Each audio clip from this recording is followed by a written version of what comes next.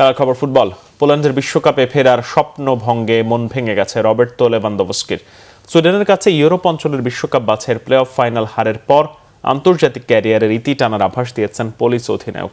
স্টকহোমে মঙ্গলবার রাতে সুইডেনের বিপক্ষে প্রথম দুইবার পিছিয়ে পড়ে ঘুরে দাঁড়ায় পোল্যান্ড, কিন্তু নির্ধারিত সময়ে 2 মিনিট বাকি থাকতে পোলিশদের সব আশা গুড়িয়ে দেন সুইডিশ স্ট্রাইকার ভিক্টর ইয়োকেরেশ। 3-2 গোলে প্লে অফের ফাইনাল জিতে বিশ্বকাপের টিকিট কাটে সুইডেন। আর হতাশায় ভেঙে পড়েন লেভানডোভস্কি এবং তার সতীর্থরা।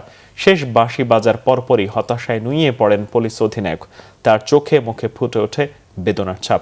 বয়স হয়েছে বেশ, তাই যেন যাত্রাটাও শেষটাও দেখে ফেললেন 37 বছরের স্ট্রাইকার।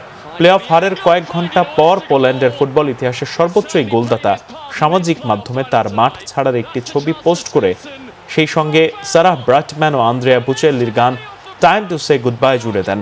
ম্যাচের পর দেওয়া তাৎক্ষণিক প্রতিক্রিয়া অবশ্য ক্যারিয়ারের ভবিষ্যৎ নিয়ে কোনো মন্তব্য করেননি জাতীয় দলের হয়ে 165 ম্যাচে 89 গোল করা বার্সেলোনার এই স্ট্রাইকার।